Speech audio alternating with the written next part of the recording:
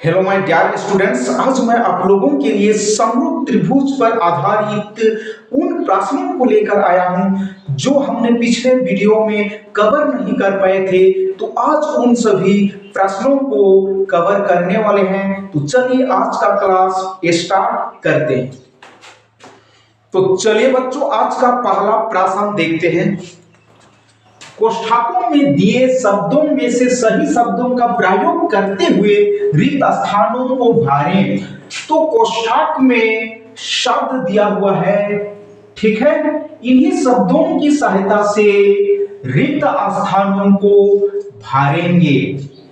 तो एक का ए नंबर क्वेश्चन देखते हैं। सभी वृत्त ब्लैंक्स दिया है, रिक्त स्थान दिया है, होते हैं और ब्रैकेट के अंदर सर्वनाम और समरूप शब्द दिया हुआ है।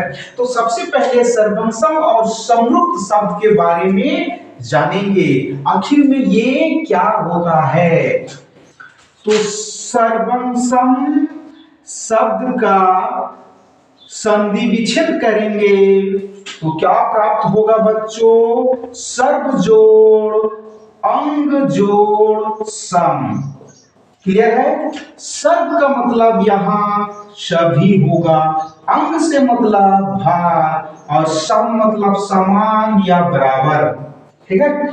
तो सर्वनाम शब्द का शाब्दिक अर्थ क्या होता है बच्चों? सभी भाग या अंग समान, ठीक है। तो और एक चीज आप लोगों को यहां ध्यान देना होगा, सर्वनाम में माप और आकार, ठीक है, दोनों समान होना चाहिए, ठीक है। दो आकृतियां जिनके माप और आकार समान हो उसे सर्वनाम आकृति कहते हैं। क्लियर है? तो इसमें माप और आकार दोनों क्या होना चाहिए? समान होना चाहिए। समरूप शब्द का संधि विच्छेद करते हैं तो क्या प्राप्त होगा बच्चों? सम जोड़ रूप। सम से मतलब यहां समान और रूप से यहां आकार से होता है, ठीक है।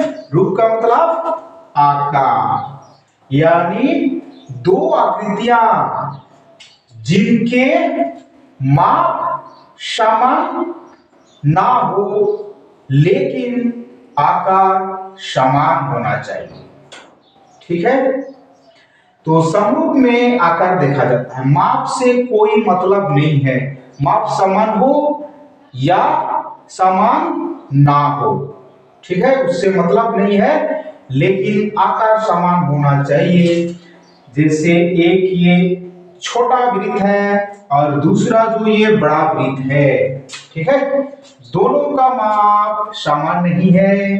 पहला वृत्त छोटा है और दूसरा जो वृत्त है बड़ा है, इसका मतलब माप समान नहीं है, लेकिन दोनों का आकार क्या है? समान है। दोनों क्या है बच्चों? वृत्ताकार है, ठीक है। इसलिए सभी वृत्त क्या होंगे बच्चों? समरूप होंगे। तो ब्लैंक्स में या रिक्त स्थान में क्या भरेंगे? समरूप। सेम वैसे ही बी नंबर क्वेश्चन भी सभी वर्ग क्या होते हैं बच्चों? समरूप होते हैं। क्लियर है? सभी वर्ग क्या होते हैं? समरूप होते हैं। जितने भी वर्ग होते हैं सभी क्या होते हैं? समरूप होते हैं, ठीक है। तो सी नंबर प्रश्न देखते हैं। सभी ब्लैंक्स दिया त्रिभुज समरूप होते हैं। तो यहाँ ब्रैकेट के अंदर क्या दिया? समद्विबाहु और समबाहु। तो आप लोग यहाँ ध्यान दीजिएगा, समद्विबाहु त्रिभुज किसे कहते हैं और समबाहु त्रिभुज किसे कहते हैं। तो सबसे पहले समद्विबाहु त्रिभुज के बारे में जानेंगे। तो समद्विबाहु त्रिभुज शब्द का अगर संधि विच्छेद करेंगे तो सम जोड़ द्वि जोड़ बाहु। तो यहां ध्यान दीजिएगा बच्चों, सम का मतलब समान या बराबर, दुई का मतलब क्या होता है बच्चों? दो। और बहु से यहाँ क्या मतलब होगा? भुजा। ठीक है, समान दो भुजा, यानी ऐसा त्रिभुज जिसके दो भुजाएं क्या होते हैं? समान होते हैं, उसे समद्विबाहु त्रिभुज कहते हैं। मान लेते हैं ए बी सी एक क्या है बच्चों? समद्विबाहु त्रिभुज है। और ए बी भुजा किसके बराबर है? AC भुजा के बराबर है। क्लियर है? दूसरा समबाहु त्रिभुज दिया है, तो समबाहु, ठीक है, इसका अगर संधि विच्छेद करेंगे तो सम जोड़ बाहु, और सम का समान, और बाहु का क्या होता है बच्चों? भुजा। ठीक है, तो आप लोग यहां ध्यान दीजिएगा, ऐसा त्रिभुज जिसकी सभी भुजाएं क्या होते हैं? बराबर होते हैं, उसे समबाहु त्रिभुज कहते हैं। समबाहु त्रिभुज की सभी भुजाएं आपस में क्या होते हैं? बराबर होते हैं, और प्रत्येक कोण की 60 डिग्री का होता है। तो समबाहु त्रिभुज होगा समबाहु।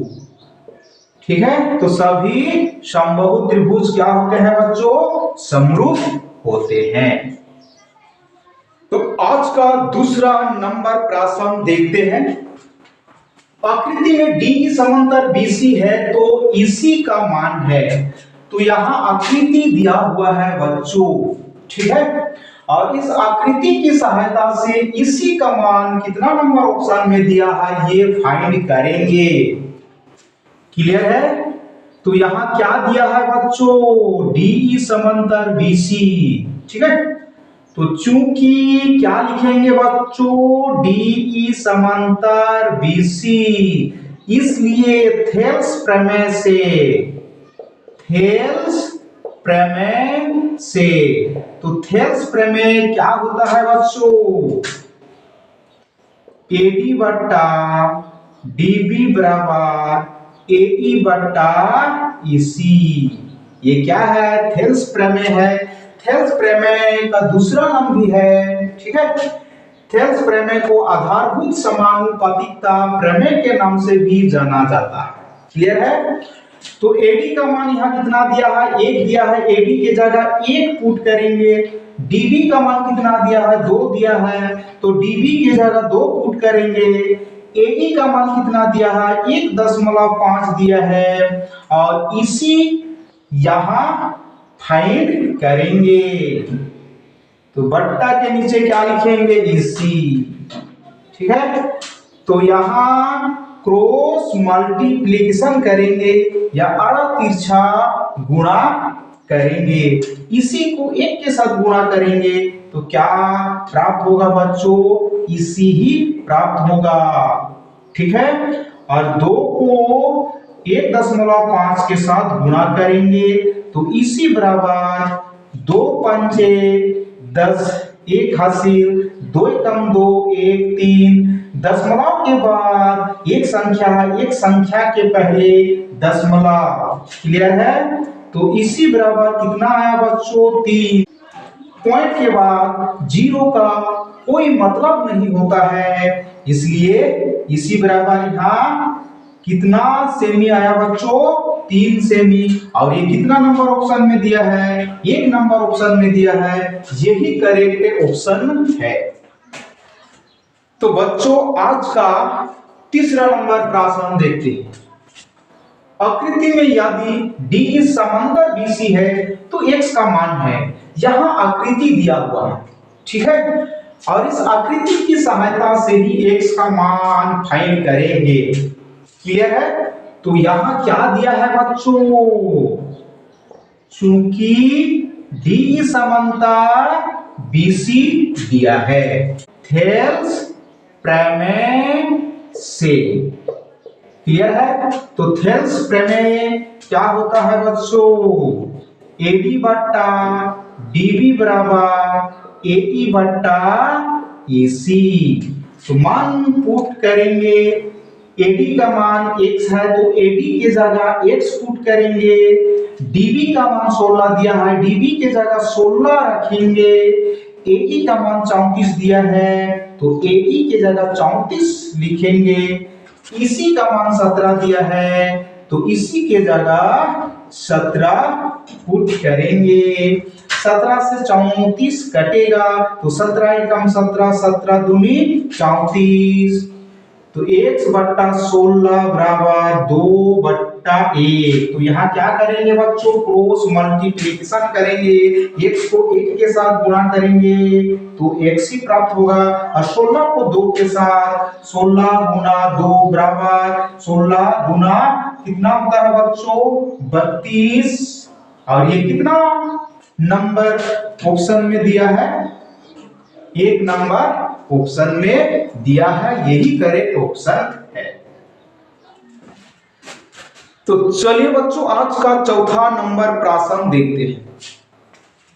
आकृति में त्रिभुज एबीसी समरूप त्रिभुज क्यूआरपी है, समरूपता कसौटी ब्लैंक्स दिया है, खाली जगह दिया है इसे।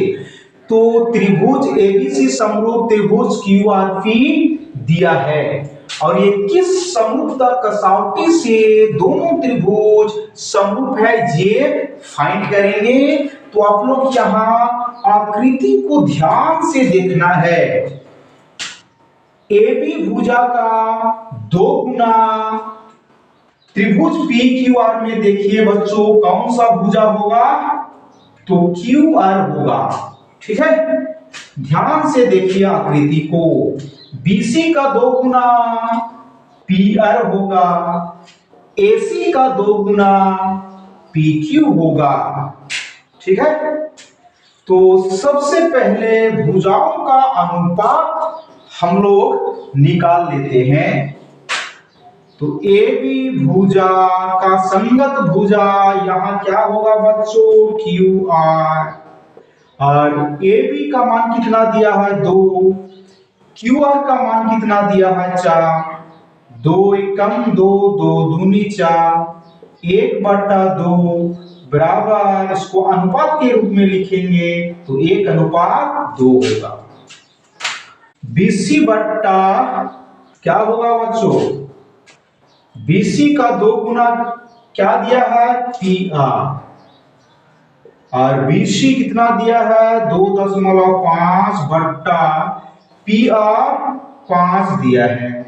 दशमलव हटा करके लिखेंगे, ठीक है 5, और दशमलव के बाद एक संख्या है, ठीक है, तो बट्टा के नीचे 1 0 देंगे, ठीक है।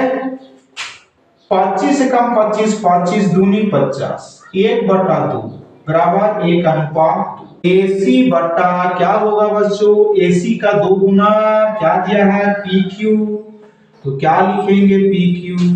AC का मान 3 दिया है, PQ का 6 दिया है, 3 एकम 3, 3 दूनी 6, 1/2 बराबर 1/2। तो आप लोग यहाँ ध्यान दीजिए, भुजाएं जो हैं बच्चों क्या है समान अनुपात में हैं, तो त्रिभुज क्या होगा बच्चों समरूप होगा, ठीक है। तो 2 त्रिभुज समरूप कब होते हैं, यदि उनके संगत कोण बराबर हों या उनके संगत भुजाएं समान अनुपात में हों। तो यहाँ संगत भुजाएं जो है समान अनुपात में है, इसलिए त्रिभुज क्या होगा बच्चों समरूप होगा।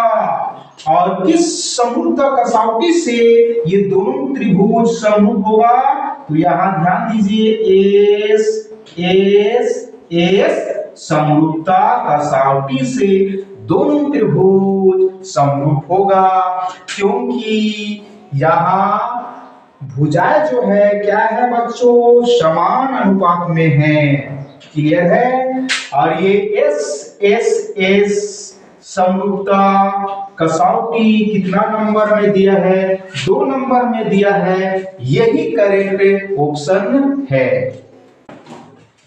तो चलिए बच्चों, आज का अंतिम प्रश्न यानी 5 नंबर प्रश्न देखते हैं।